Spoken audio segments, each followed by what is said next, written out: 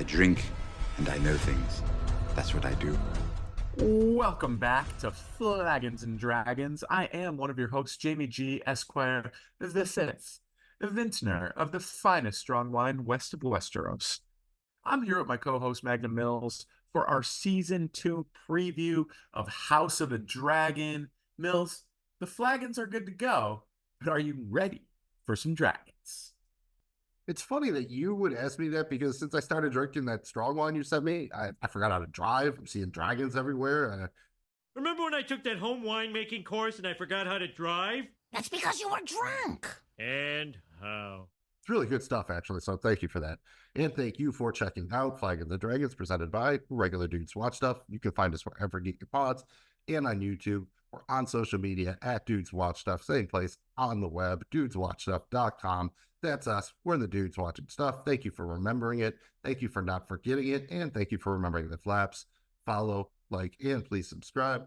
All we ask is that if you had fun, give us that thumb and refill your flagon in a timely fashion.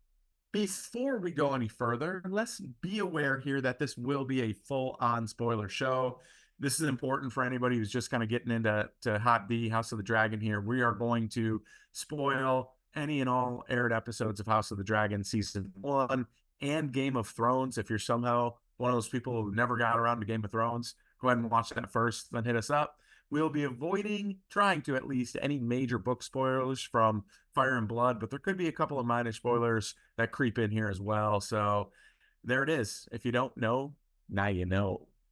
We'll do our best. I guess throw in the Game of Thrones books as well. I don't think they'll really come up, but just a possibility. We'll let you know. We'll try to let you know. We don't want to have to make you, we don't want to make you have to read anything. We wouldn't do that to you, man or woman. Before we get into specifics about the upcoming season, I think we should establish a baseline for where we're at. Mills, I'm going to walk us through a couple of questions here. Curious to get our takes on this. First up, we're getting 8 episodes. Now, Game of Thrones seasons typically were 10. So is this too few, too many, or do you think they kind of dialed it in and given us just the right number here? And again, keep in mind, it's been basically 2 years since season 1.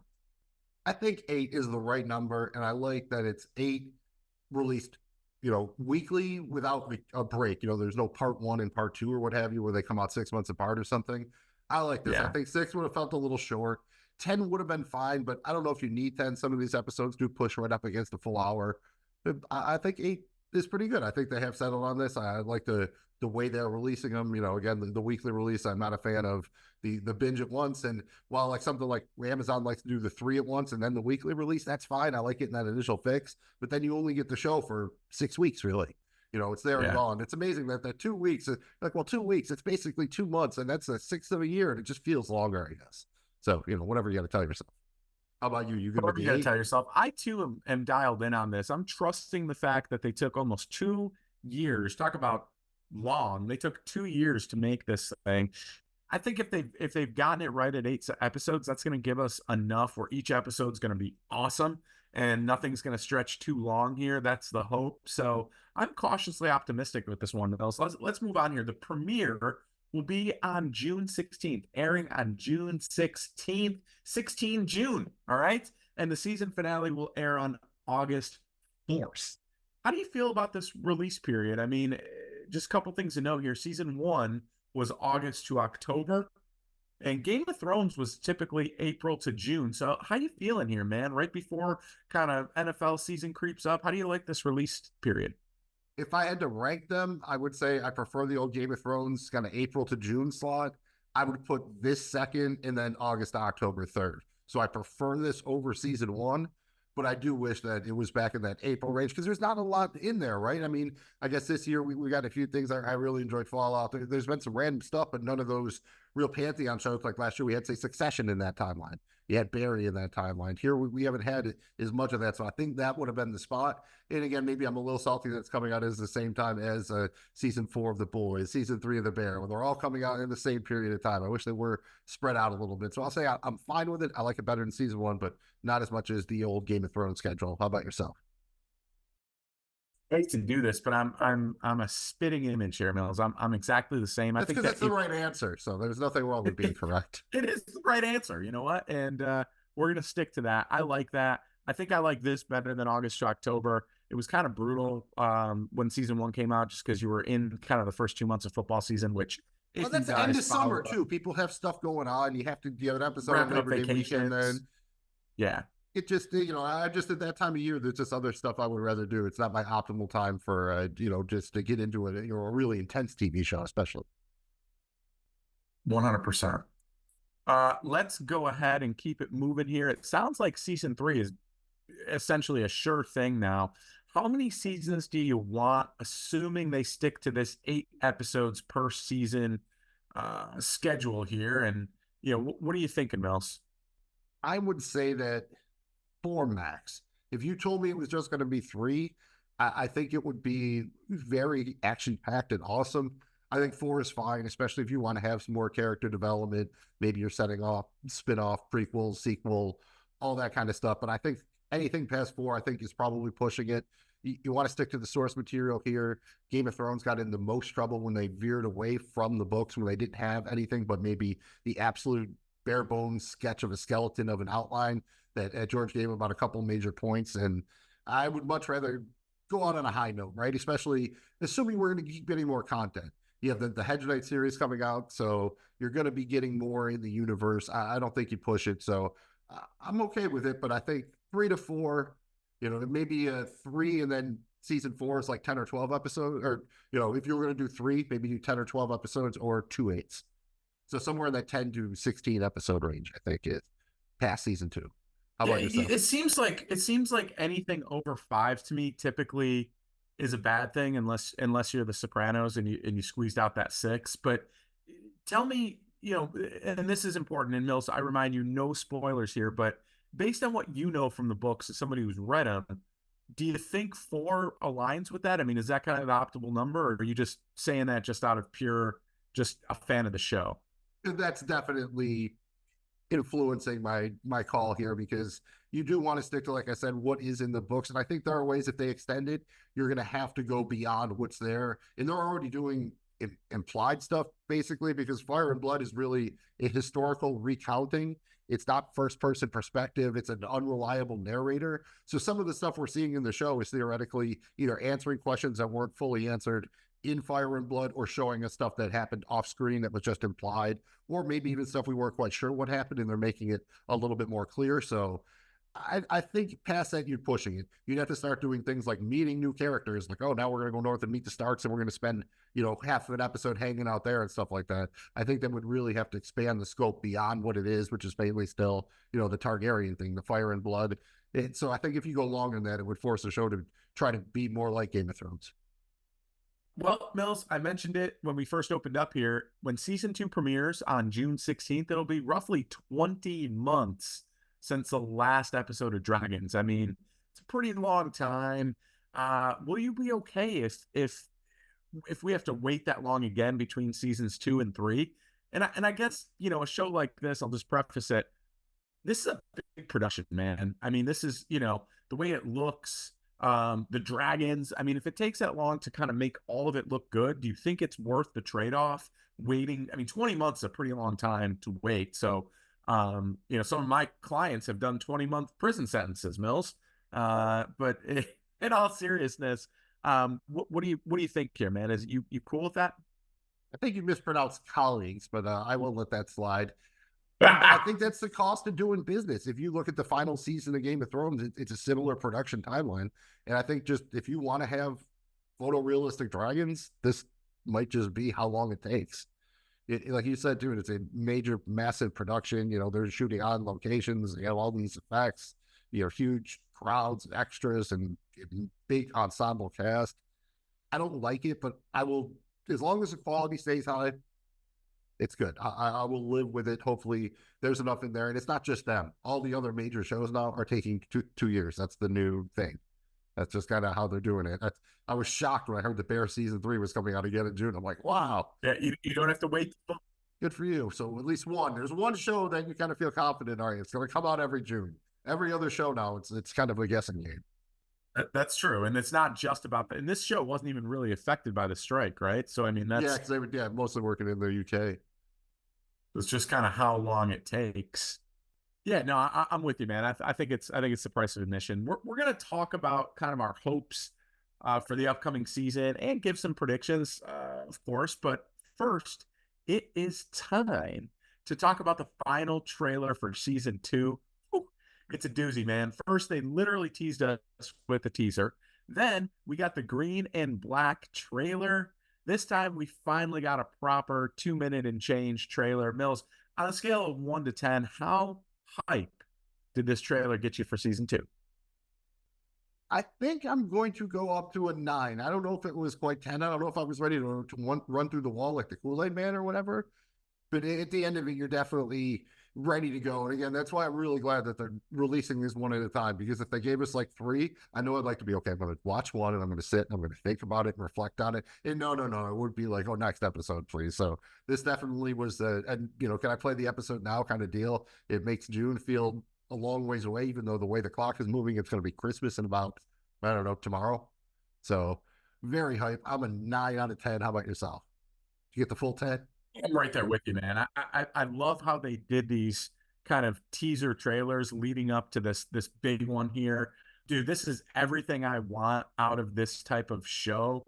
And again, we don't want to just sit here and compare it completely to Game of Thrones, but it looks like it's going to be all the things you loved about Game of Thrones wrapped up into this new story with these new characters, with this epic battle looming and backstabbing and plot developments and murder and dragons. And yes, it looks awesome. It looked so good visually.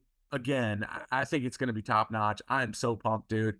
And it's kind of cool to see some of these characters because, season 1 was kind of weird in that we had that couple big jumps, right? Kids were little, now they're adult-ish. It was really cool to kind of see it, and it started to come back. So super pumped, man. And I'm with you. I'm a big fan of the release them one at a time. We can think about it. We can hop on Flagons and Dragons, have a couple flagons, talk about dragons, and get ready for the second episode, and so on and so forth. So very pumped. 9 out of 10 for me, my dude.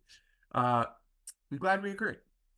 Before we get into some of the specifics here, any overall thoughts about the trailer, Mills? Anything like specifically stand out to you where it's just like, hey, I want to highlight this one thing that was pretty dope? I mean, I feel kind of mean for pointing it out, but it's kind of odd that this is like the only thing I've seen in the last year that Walton Goggins isn't in. I don't know how they didn't find a way to get him in here. Can you imagine Walton Goggins as a Targaryen in just the wig and everything like that? I would pay money to see that at Max. So just keep that in mind. He's actually working for them on the new season of The White Lotus. So can we at least get Walton Goggins in season 3? I'm sure he can do whatever kind of accent you want or whatever, be it Kentucky or otherwise. Overall, not a ton here. I think they did a good job again of giving you a little bit of an idea of what's going to happen without giving away the store. And I would say probably a solid third of it or so was stuff that we did see in the previous teaser and the black trailer, the green trailer. So not 100% new, but definitely new enough to get the hype going. And good job. You don't want to spoil any of the big moments either. You don't want to kind of know when something's coming. I always hate that when a trailer gives away too much. I think they did a good job of balancing it. You got any overall thoughts before we look at the minutia? The building of how intense this is going to be between blood fighting blood. I'm just super pumped about this. I just think they did a masterful job of kind of building that intensity throughout the trailer and also giving little tiny snippets of like, wait, did I just see a Stark in the north? Like there was also a lot of little things that I thought was cool, but didn't kind of blow the wad right off the bat. I think they just teased it enough to get our excitement engaged and ready for that. So it's not as easy as you think to do these trailers without kind of, you're so proud of the work you just did. I'm sure you want to just like, oh, dude, let's show them our best stuff. I hate when people do that, particularly with comedies. It's like, dude, I don't want to laugh at the trailer. Like, just give me enough. There's an art is my point, and I think they nailed it. So I feel bad for our editor because I think you just killed him with the use of the phrasing button right there. I might have. I lost count of the double entendres. There might have been one or two there. There might have been a couple. Well, we are going to go through the trailer and talk about a few things. And look, we did some work on this, but we're really here to have a good time, have some fun. So please don't be mad if we miss a random Easter egg or we mistake the name of one of the 37 characters with white blonde hair, that they all seem to rhyme. In all seriousness, we want to be accurate, but we also want to avoid any book spoilers. Mills, what do we want to do and what do we want to talk about here? And again, thank you for your grace, my grace. Well, we're just going to kind of maybe pick and choose the favorite moments of that, a little bit kind of maybe the themes of the voiceover. In one of the first shots we see is some dragon eggs, like on fire. What's going on there? Is that how they're laid? Is that how they're burst? Is someone trying to hatch them? Any thoughts on what's going on with the eggs here? Is this just pure hype? Will we never even see this shot in the show? I would say that it's pure hype, but I'm actually going to lean towards, because there was that snippet at the end of season 1 where Damon is actually talking about he's procured eggs and he has them. So I think this is actually the hatching of new eggs for war. The crazy thing will be if somehow the bad side or King's Landing actually gets eggs and it's actually not Damon's eggs, will be the interesting switch up here. But I do think it's real. Yeah, I guess a couple of notes there. The dragon eggs are definitely a plot point in Fire and Blood. Maybe somehow this show will set up how Daenerys's 3 eggs wound up where they did. It wouldn't surprise me if they try to set that up. In one thing that happened in the Game of Thrones books, or at least a story that's told, is somebody, definitely, I'm not, again, be vague, but someone died trying to hatch eggs by setting them on fire, I think with wildfire, trying to hatch dragon eggs when there were no dragons. So it could be a lot of interesting opportunities here. And we see Rhaenyra on Dragonback, but we also see her pick up a sword. You think we're going to see her doing a little like hand-to-hand? Is she actually going to fight somebody? We never really saw, like, say, Cersei fight anybody, or even really Daenerys not on Dragonback. You think Rhaenyra is going to be the first one to kind of, pick up a sword and fight to become the queen, literally? My heart says yes. My head says no. I don't think we're going to get it, but dude, it would be very cool. I do think, though, it is possible that she has like a close range killing of somebody. Not a full blown like fight, but like a close range killing of somebody. I could see that for sure. Yeah, because it's tough to figure out who is she going to fight on the other side, kind of. It's even a bad, even if it is Aegon, it's still a bad look, probably fight a younger kid or younger half brother. So I don't know if she would quite go there. We'll save the kinslaying predictions maybe for the actual predictions. And we do see some Lannister soldiers riding on horseback. There's a Lannister on Aegon's small council. They're, seem to be on Team Green. Is that part of the reason we're Team Black, just because we're conditioned to root against the Lannisters? I think it's part of it. But I also just think that it's we come from high moral character and where am I going with this? I think that they were done wrong. And I think that's why we're on kind of the side of the team that was done wrong. The throne was stolen from them. And I just want to see it right, man. So that's where I'm at. Yeah, I guess. Yeah, I think my point was really kind of that the show seems to be pushing us towards the Blacks a little bit, right?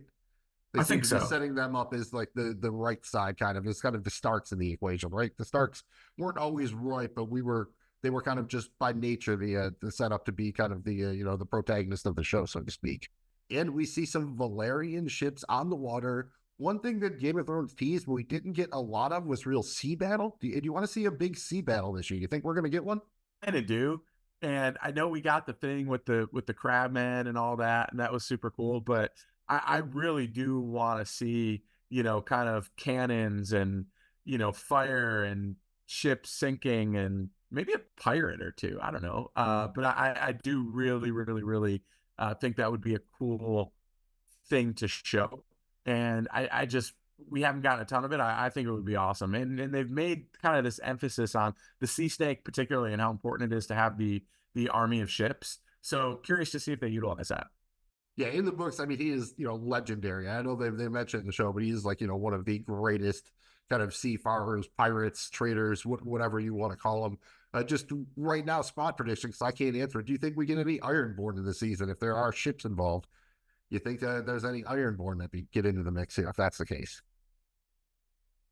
Because they're the other major fleet, basically. So I love it. I don't think there will be, because I just think there's too much else to kind of throw that in. But I'm a fan if they do, but I don't think they will. I like that answer. And then we see King Aegon riding a dragon himself. He's got the armor on. Do you think he's really going to go into battle on a dragon, or do you think he's just going to kind of fly around to get the troops up and then fly back to the Red Keep for safety? Yes.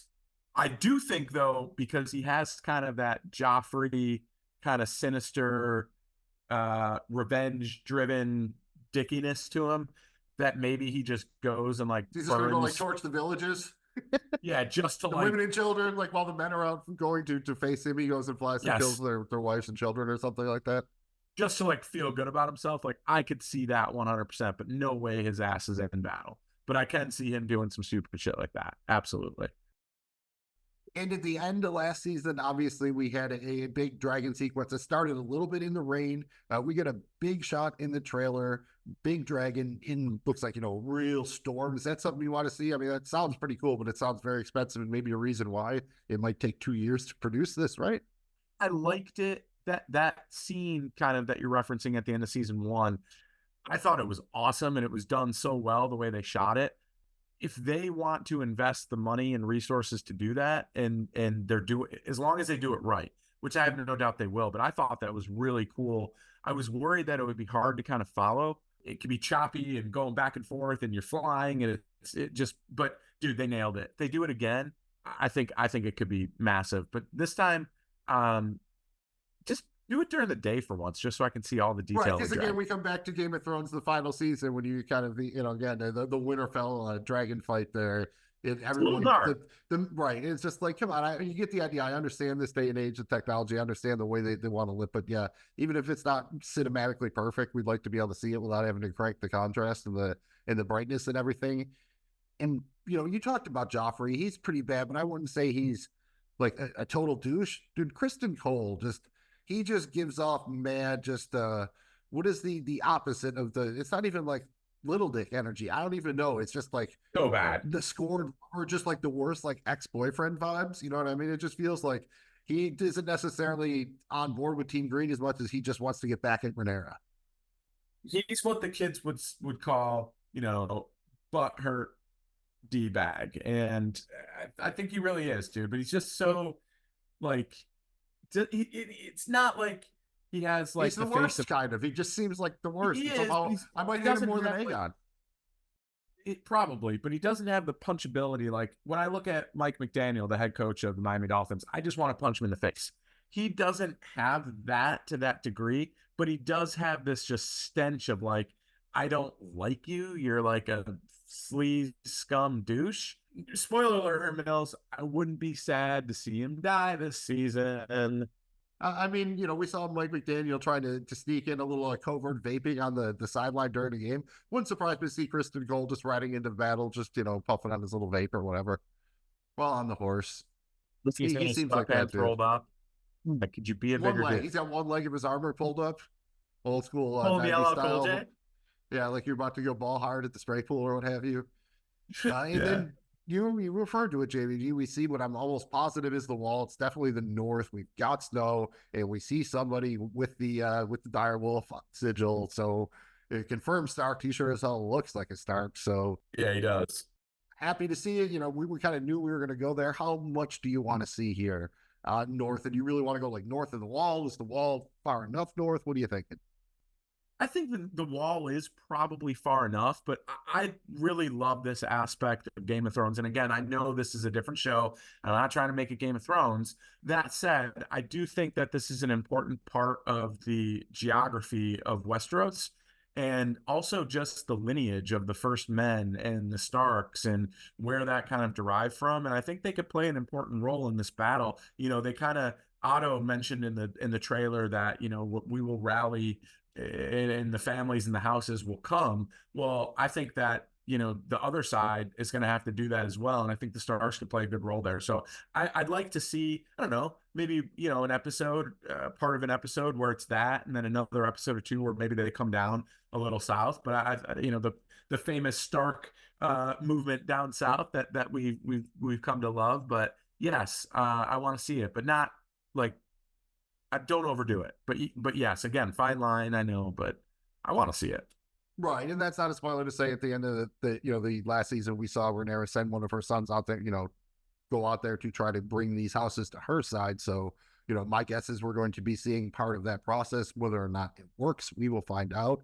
And we do see Mysteria here, the White Worm. We didn't see her in any of the other previous stuff, but also no Clubfoot. How much of this kind of behind the backstabbing, turncoat, betrayal stuff do you want to see? We'll talk about it in hopes, but I think seeing her here and some of the voiceover we get strongly implies that there's going to be a lot of that going on, let's just say. Yeah, 100%. And there's more than one way to fight a war and all that. But big fan of this aspect of it because I want, it keeps one of the best things about this universe is the fact that it keeps you guessing on who's who and what's happening. And I think without that, you miss out on a major aspect of the show. And I love to see them kind of embracing this and bringing this back. And not that it needs to be the main thing, but I think they need a healthy dose of this throughout. And this is a great character in which to do it. So I'm very much keen on this aspect of it. How about yourself? Yeah, she's here to kind of be our little finger, I think, and I'm there for it. Whether, between her and the Clubfoot there, you have our little finger and Varys, I think, more or less, if you want to make kind of the analog comparison. So I'm cool with that. I always enjoyed those plot lines, and some of them got abandoned, and that was maybe one of my more major complaints, that they weren't maybe consistent all the way through. Hopefully, because they have a full finished story here to work from, they can make that happen this time.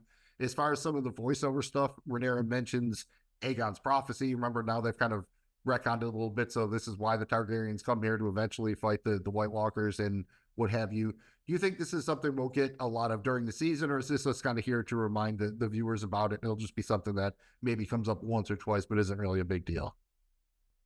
I think that it's something that could actually be kind of a runner this season and next, but I think maybe more so next season. So it's kind of like one of those things, maybe just planting some seeds this season and it becomes a bigger thing next season is where I'm kind of going with it. What about yourself? I like that. This is honestly something I can tell you, this isn't in the books. So that's why I called it a retcon, but I think it actually does make a lot of sense. It kind of adds another layer to it. So I think that is cool. And I think, yeah, what you said makes a lot of sense. So we'll just go with that. And we hear Daemon tell Rhaenys that we're going to King's Landing. What do you think that means? They're going there to bargain. They go in there to try to fight. And do you think that's actually going to happen this season? It's something we see.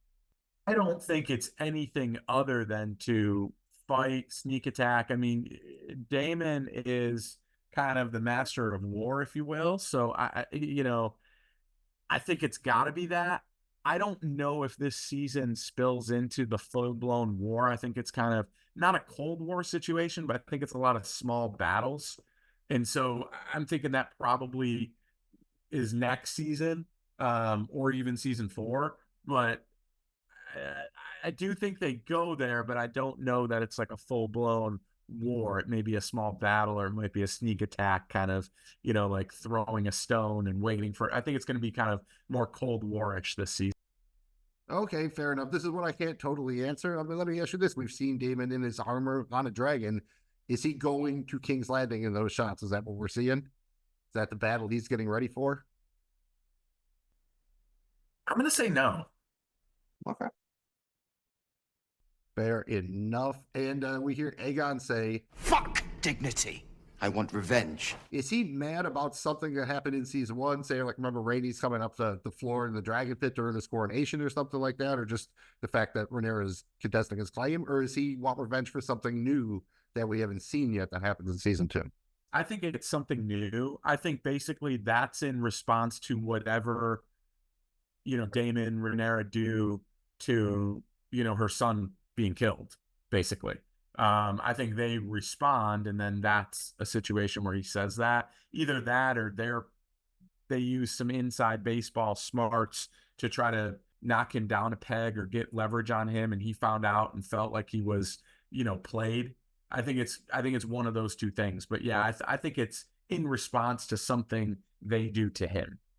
Again, I don't know how much I can say here, but I will say I think that sounds very reasonable. And finally, we get the line where, Rhaenyra's putting it to Daemon, will you accept me as your queen? Do you think this is going to be a real thing where there is some kind of tension here? Because we do know that Daemon had some aspirations for the throne himself. Or is this just something they're kind of teasing to get us excited? I mean, is this something you even kind of want to see, really? Do you want drama between them? Do you want it to be united? What do you think they're doing here? Is this something real? Is this kind of a pump fake? I think this is a big nothing burger. I think they're having a discussion and Damon wants to do something. She wants to do something else. He's struggling with it. And she just pulls out that big dick card and says that. And he has no choice but to, of course, my queen, yes, your grace. I think it's kind of a nothing burger, but is perfect for filler in a trailer. And just a fun note, when you actually pull up the big dick card in Westeros, it's actually Podrick Payne on it. So just a little inside baseball. Thank you for that. Well done. Well done. And just, yeah, also well done, the final shot of the trailer. Rhaenyra in front of the dragon. Like that's the sizzle shot right there. That's the poster shot. And it was very cool. Very, very hype creating. The hypening. Awesome shot, and you get some detail on the dragon there. And that's what that 2 years ago was. That 2 years and 28 million an episode or whatever the hell crazy number it is. You know what, dude? I'm okay with it. Probably worth it. If that's I what we keep paying get, for then... Max. I keep wanting to cancel everything else. Like, they're at least keeping me through this one. You have to put something else on after this, but they need something else. But that's a story for another day. My $20 a month or whatever it is. Should probably do that. And no ads. We probably should. Wow, there's like the one line, but it's always for their stuff at least. They're not at least backdoor putting ads on like Prime. Very salty about this. Before we get into predictions, let's talk about what we're hoping to see in season 2. To make things easier, we went ahead and ranked a bunch of things that we'd like to see, and the main man, Mills, is going to walk us through the results. All right. We ranked 15 things, and I'll kind of go briefly the stuff we're not as hype about. At the bottom, we have connections to Game of Thrones. We're not too concerned about that. Also, set up for future spinoff and shows. I mean, that makes a lot of sense. And unfortunately, Dorne, we're still not interested in Dorne. I will say Dorne, very awesome in the books or whatever, but we're not really looking for them to get into the mix on House of the Dragon right now. Also, not that hype about Across the Narrow Sea. Don't hate it, but we got enough going on in Westeros, I think. And then character development for the children. It just feels like there's so many of them. If they try to actually develop all these children, then we will have to go 6 seasons or something like that. And then we get kind of into our top 10. And a tie for 9, we have mass riots and general bedlam and one-on-one fights, like kind of some man versus man fights. A little bit of differing opinions on this one. I was higher on these than you were, but this is kind of something I like generally because there's a lot of stuff that can happen when there's a good riot going on. And the one-on-one fights are cool, and I think it's nice to break up some of the big, huge action set pieces and the dragon stuff. So I like seeing some of those. At 7, a tie between dragon versus dragon fights in the north. We've talked about this already.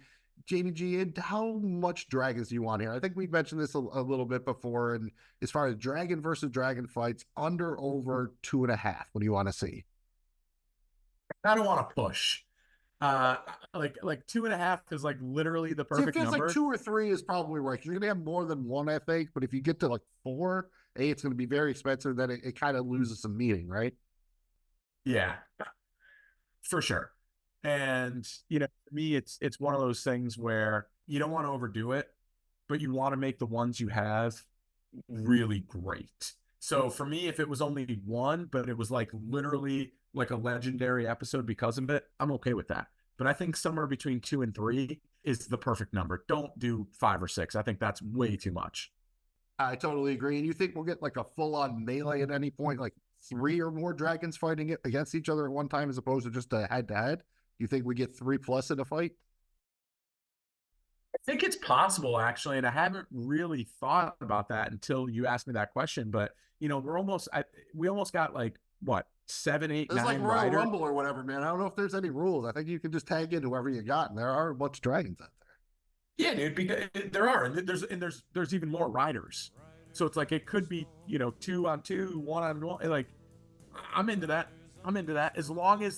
As long as again, I'm trusting them to do the right thing here, and with great dragon comes great responsibility, and hopefully they deliver for us. They have so far.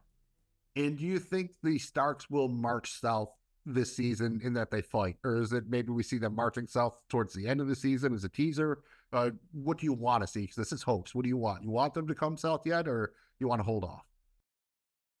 I want them to come south, but I don't think that the big fight happens just yet. I think getting up to their world in the convincing and seeing the wall and everything they got going on up there, and then something happens where they feel they have to honor their word and then make the trip down is kind of a teaser. If that's honestly, that's one of the last things we see this season as this war is pending, I'm okay with that, because it's like, oh shit, here come the Starks. You know what I mean? Like, that's a cool thing. So I think that's kind of the perfect mix.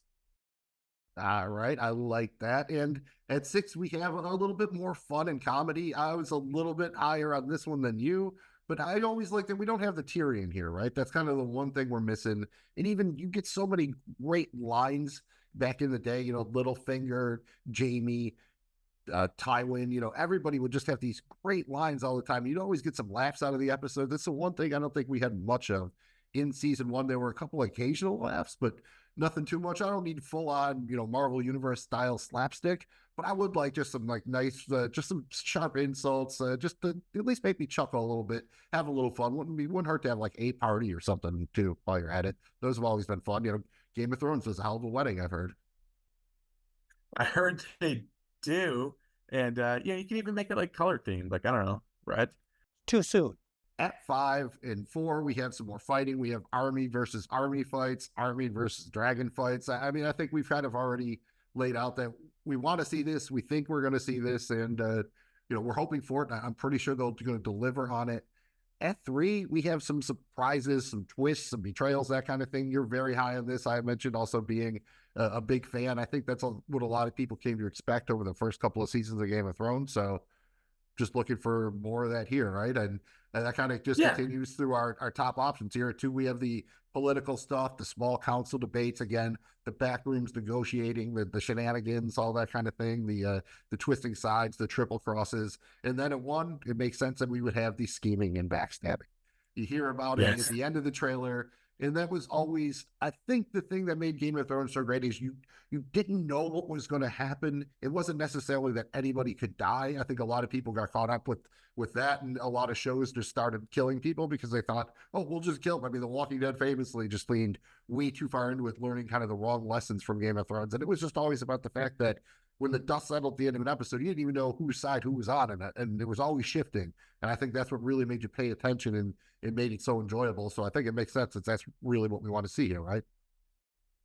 Yeah, and that, I think, provides so much to just the way the story moves and how people interpret it, and just wondering what's next. Without that, you can have the best visuals in the world. You can have dragons, you can have flagons, you can have banging, and it's going to be good. But to take it from good to great, I think they know they have to have that component. And so to me, it's just of critical importance.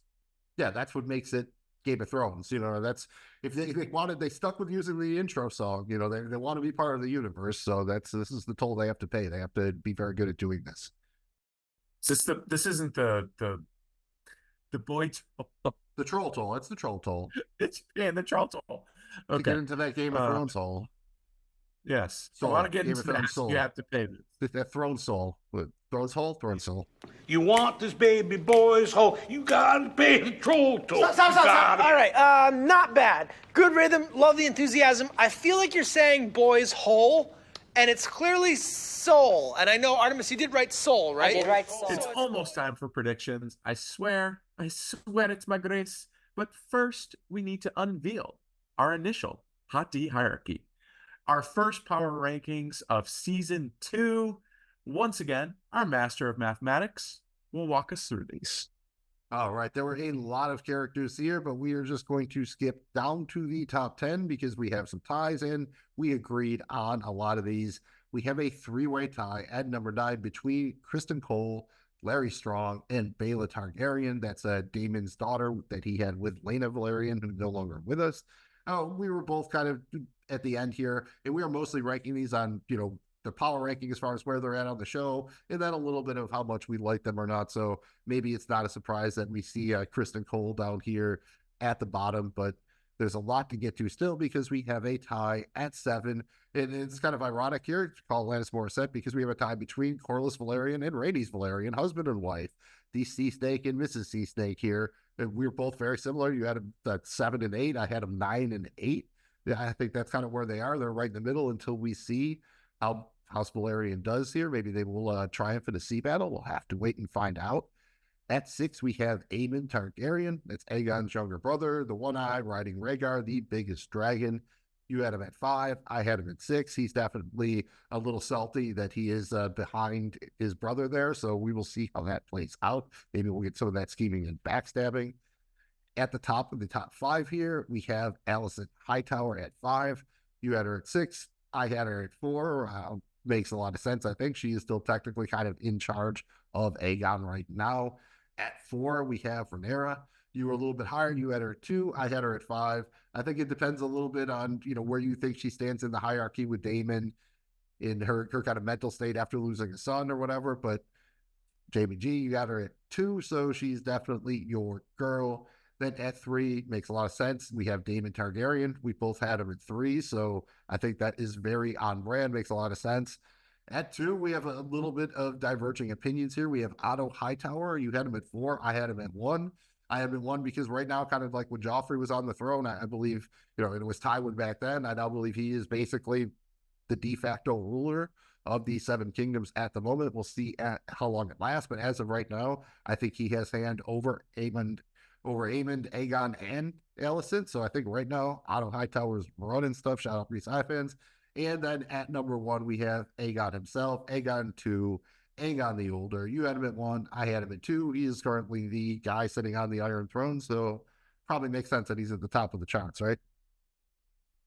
Yeah, I think it does. And, I agree with you on Otto. I mean, Otto is just such a, and I've grown to hate him, but respect him. And yeah, he's definitely, to say he has influence, I think is putting it mildly.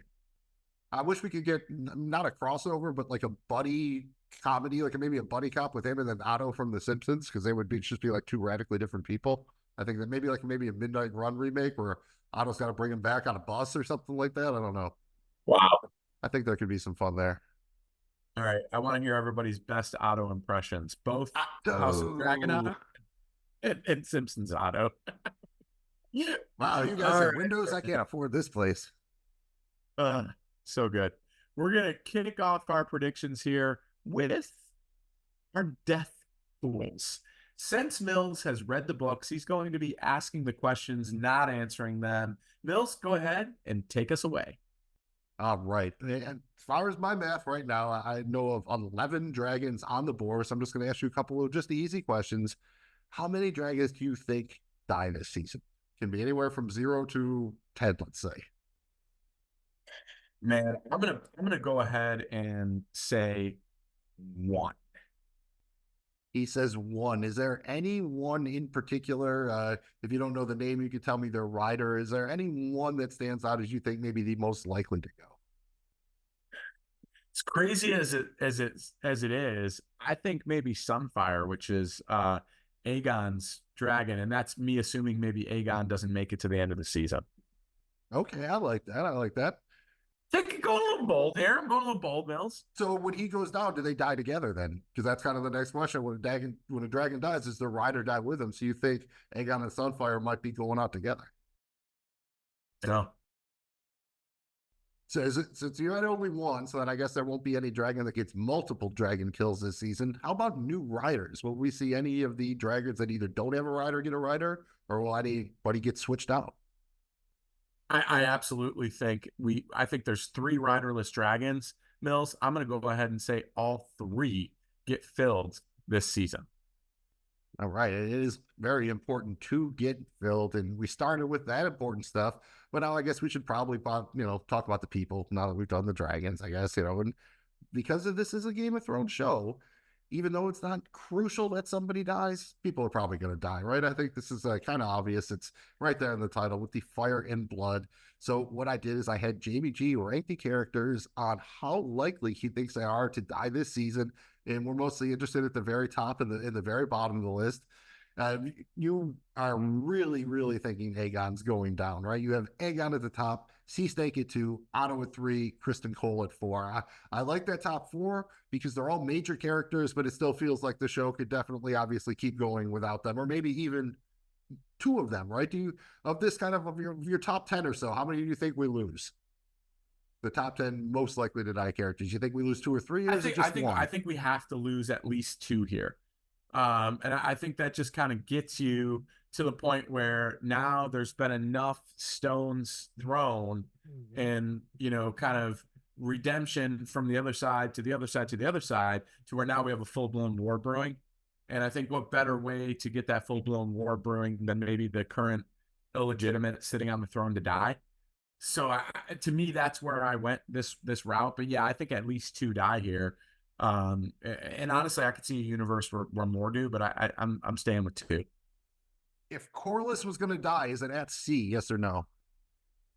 I want it to be. He freaking He's got to deserves die it. at sea. I feel, and I don't He's even. got to. I'm no spoil. I don't even remember. I don't know. But whatever. He feels like that's one of those things, right? You kind of got to go out on your own turf or whatever. He's a man who's she. So, and Yeah, if Otto goes let him down, die in the salt. Yes. if Otto goes down, do you think it's in battle or something like that, or do you think he gets backstabbed or poisoned or something like that? Oh, I don't think it's well, he won't be in battle, but maybe during a battle, somebody finally gets to him and just He slits could his get throat. dragon fired when he's in a carriage or something like that, or whatever. I don't mean necessarily Yeah, fighting on the front lines, but I think it's going to be when he dies, if and when he dies, I think it's going to be an intimate one-on-one situation where you're going to see his death. when he's on the privy, maybe something like that. Maybe I don't. I may be We a have little seen bit that too on the before. nose, right? I might be a little bit too on the nose. Then finally, Kristen Cole, if he bites it, how do you think he's going down? I could see that one I could see that one maybe being the first kill that Rhaenyra has, where maybe she puts a throat through his puts a knife through his throat or through his chest. I can also use a good throat just rip. The old was that Roadhouse or whatever, just rip the throat right out. That's always a good move. Good throat rip, dude. Yeah, good call. Kill Bill. We've seen it a few times. You can go to that like once every season, every other season, something like that. So I would take a good throat rip. I'm cool with that. Well, I think it is now that we finished our death pool. I think it's time for our free-for-all predictions. Mills, please give us what you can while avoiding any of the possible book spoilers. I know that's hard, but you've been doing a good job keeping it soft all episode. Let's see here. We're going to get dragons in the Deadpool and Wolverine movie. That's what we're doing. We're doing Deadpool predictions, right? Yeah, we're doing Deadpool predictions. I am very excited for that one. And there could be a dragon in that. It wouldn't surprise me. I can't really say too much other than I do expect there to be some battles, some death, and I don't want to spoil anything. So let me just kind of ask you some questions, Jamie G. We've done the dragon fight thing. Dude, Kristen Cole, like he's really wants to get back to Rhaenyra, right? Do you think maybe him and Allison hook up? Could that be a thing? You getting any BE from them?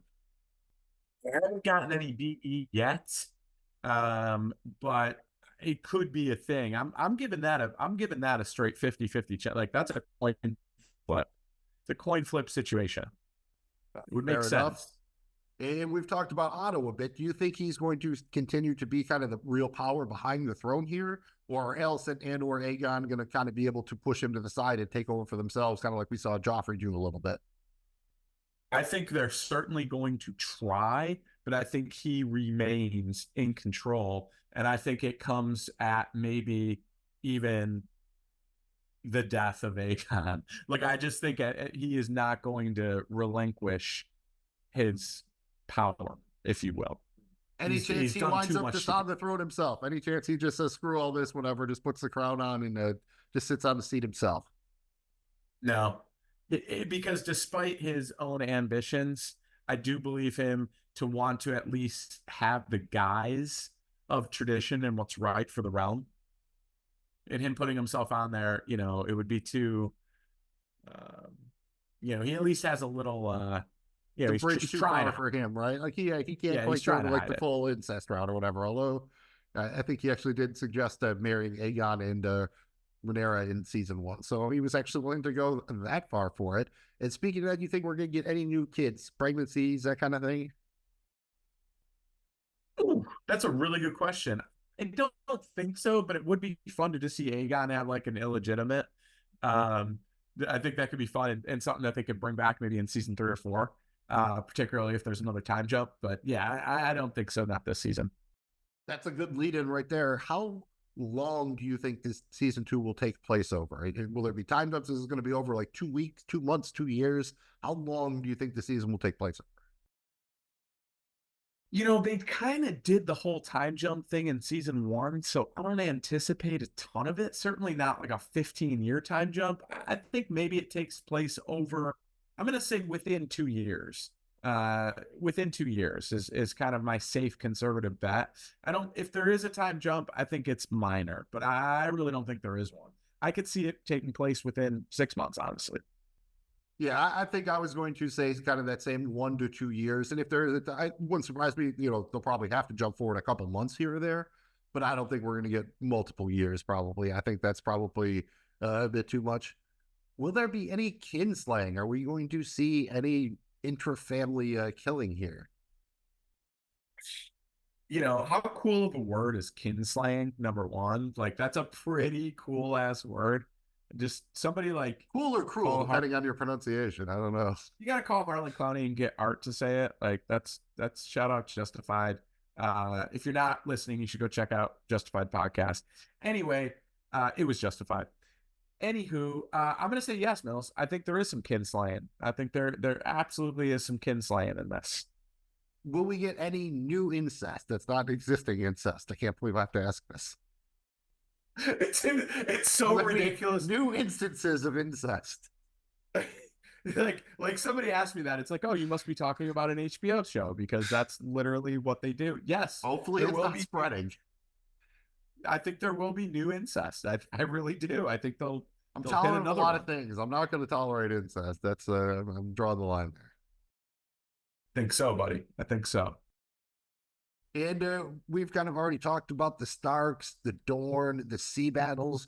Jamie G, who will be the biggest betrayal this season? Either, who will be betrayed the biggest or who will be doing the betrayal? I'll take either. I think it could be Otto, and I think he might be forced to betray the very person he put on the throne. And I'm going to go with that. I know that's bold, and I probably got less than 20% chance of that happening, but it just makes a lot of sense for me. The other logical thing is you could see either Daemon or Rhaenyra's, a little betrayal between the two of them. But I don't know that that's going to happen. I'm putting it on the other side of the house here. You could also see the brother, One Eye Willie over there with the chin. You could see him for sure. But I'm going to go with Otto. I'm going to go with Otto here. Okay. And do you think the season will end with a big death like we had in season 1? Yeah, I think it could. Part of me is like, I don't want him to do it again, but it's like, dude, it just works so well. And like, it's the continuation of what we're building. I think we all know what we're building for. Yeah, and it's a little different than Game of Thrones, too, because they used to do it in the penultimate episode. That's usually where the big death would happen. And then you would kind of have the cool down setup episode. Here, we kind of just went out hot. It is called Fire and Blood, so I guess it does make a little sense that you're getting hot, and we saw that at the end of the season. Jason went to see the Baratheons and treat with them, died on the way home. So, is Rhaenyra going to take the game to the Baratheons here? Is she going to blame them for his death? They didn't necessarily do anything to protect him, and I think there is going to be some issue there. I don't know if she's going to full blown blame them, but she could make them guilty by association, and I think she is going to have some beef with for not protecting her son. What do you think her first move is? Like, who is she going after first? Is she immediately going right for Aegon? Does she have a side move? Like, what do you think their first move is, Team Black here? I think it's doing whatever it takes to find out the truth of what happened to her son, and then from there, I think she formulates a plan and moves. But I think it's all right. Now we have to. She was keen on not pushing this to the point of that, and now I think her hand's been forced. Yeah, I think that there's no really. The blood has been spilled. I don't think there's any coming back for this, especially with season 3 on the horizon. Do you have any other kind of free-for-all predictions here, man? Like I said, I can't really say too much without running the risk of spoiling things. So do you have anything kind of just whatever off the top of your head, anything fun? I don't know that both make it through this season, and both being, kind of Rhaenyra and Aegon. I just think one of the two might not make it through. That's definitely a prediction that I'm gonna do. I'm gonna also say on top of the Starks, we get one more kind of Game of Thrones family reference. I think getting two of those is probably a safe bet here. And on top of that, I'm gonna say we get a pretty brutal like torture scene. I'm not saying full blown like flailing somebody, but I do think that we do get a pretty brutal torture scene here. Yeah, I mean, at least a minimum, we get a head on a spike or something like that. And we're gonna pull some Yeah, fingernails something. out. Yeah, chop a tongue out. They used to like doing that in the Westeros. That was always a good time.